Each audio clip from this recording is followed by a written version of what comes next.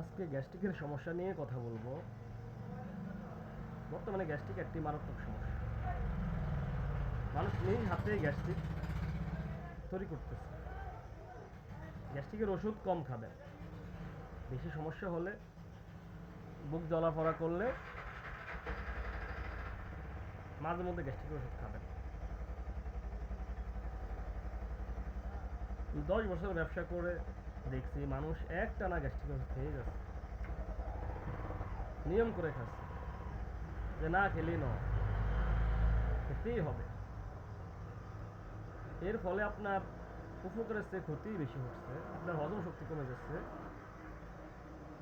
আপনার ভালো গ্যাস নষ্ট করে দিচ্ছে। তাই বলছি গ্যাস্ট্রিকের ওষুধ খাবেন না, নিয়ম করে চলেন। সবজি খান, পানি বেশি করে খান, তৈলাক্ত জিনিস খাবেন না,